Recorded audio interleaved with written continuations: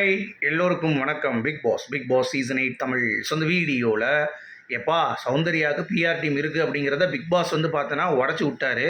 So அவருக்கு மட்டும்தான் இருக்கா இல்லை வேறு யாருக்கு இருக்குது அப்படிங்கிறதை பற்றி ஒரு டாஸ்க் வந்து பார்த்தீங்க அப்படின்னா கொடுக்கப்பட்டது.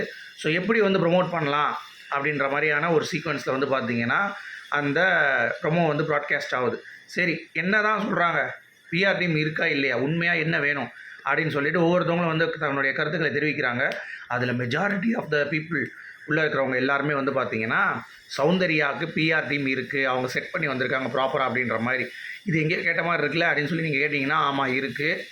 என்ன அப்படின்னு சொல்லி பார்த்தீங்கன்னா போன சீசனில் அர்ச்சனா அவர்களுக்காக பயங்கரமாக வந்து பார்த்தீங்கன்னா பிஆர் ஒர்க் பண்ணாங்க, அதை போட்டு எக்ஸ்போஸ் பண்ணாங்க. தினேஷ் வந்து ரொம்ப பியூட்டிஃபுல்லாக சொன்னார். அப்படியே ஒரு பிரான்ச்சஸ் ஆஃப் த ட்ரீ மாதிரி எல்லாமே அவங்களுக்கு வந்து இருக்குது, செட் பண்ணி போயிருக்காங்கன்ற மாதிரி.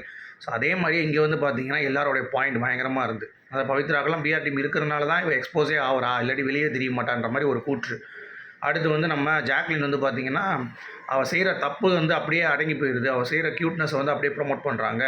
அதே மாதிரி முத்து வந்து பார்த்திங்கன்னா எல்லாருக்குமே அவள் கரெக்டாக பிளான் பண்ணி வச்சுருக்காங்கன்னு சொல்லிட்டு.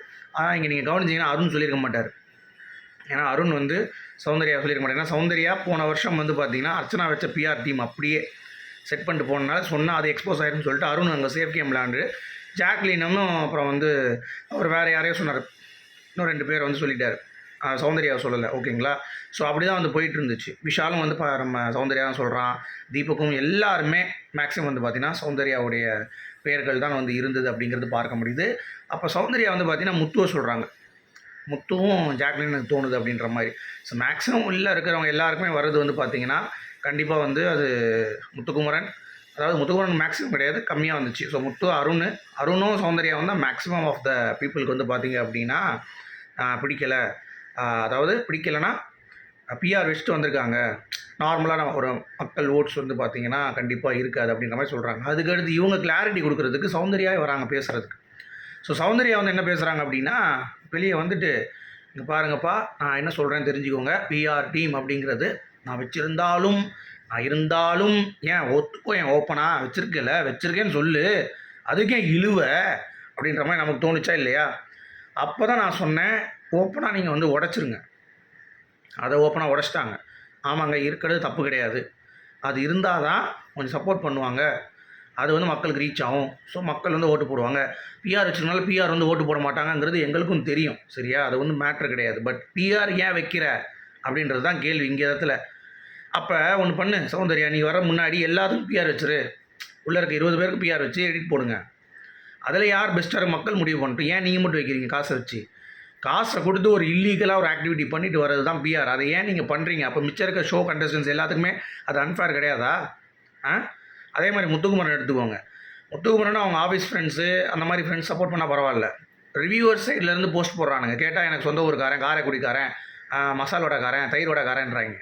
அதுவும் வந்து இட்ஸ் ஒரு வகையான ஒரு ப்ரொமோஷன்ஸ் வந்து அவனுக்கு வந்து போகுது அப்படிங்கிறது பார்க்க முடியுது. ஊர்க்காரன் பண்ணால் ஓகே, நான் ஊர்க்காரன் பண்ணுவாங்க எப்பயுமே. இப்போ நானும் வந்தால் கூட ஒரு படத்தில் நடிக்கிறேன் அப்படின்னா எங்கள் ஊர்லேருந்து போஸ்ட் அடிப்பானுங்க, அதெல்லாம் ஒரு மேட்டரே கிடையாது.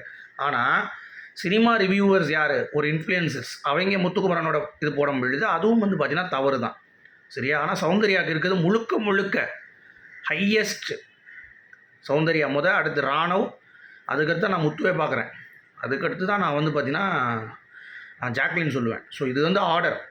ஸோ என்னை பொறுத்த வரைக்கும் மக்களுக்கு ஒரு நல்லது செஞ்சீங்க அப்படின்னா இந்த குரூப் பிஆர் வெஸ்ட்டு செட் பண்ணிட்டு வரவங்க எல்லாத்தையும் எலிமினேட் பண்ணுங்கள். சௌந்தர்யா, ஜாக்லின், முத்து எல்லாத்தையும் எலிமினேட் பண்ணுங்கள். தீபக்கு கப்பை கொடுங்க, அவ்வளோதான் என்னுடைய பாயிண்ட், சரியா? இப்போது இந்த பிஆர் நீங்கள் எப்படி பார்க்கலான்னா, இது ஓட்டு போட முடியாது அப்படின்னு சொல்லி ஈஸியாக தப்பிக்க முடியாது. ஏன்னா நீங்கள் இன்ஃப்ளூயன்ஸ் பண்ணுறீங்க மக்களை. மக்கள் வந்து முட்டாள் கிடையாது. இப்போ நான் வந்து உதாரணத்துக்கே சொல்கிறேன், என்னுடைய சகலப்பாடி அவர் வந்து பார்த்தீங்கன்னா பார்க்க மாட்டார் பிக் பாஸ். சௌந்தர்யாவோடைய ஓட்டு போடுறேன்றார். நான் கேட்டேன் யாருக்கு பிடிச்சிருக்குன்னொடனே சௌந்தர்யா க்யூட்டாக இருக்காங்க, நீங்கள் பார்க்குறீங்களான்றேன். இல்லை பார்க்கல.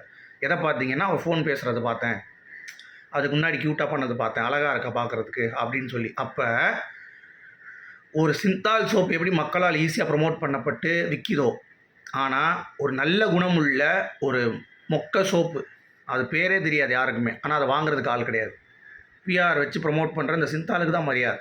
அது பிஸ்னஸுக்கு ஓகே, வேறு வழி இல்லை, காசு இருக்கு, அவன் பண்ணுறான்.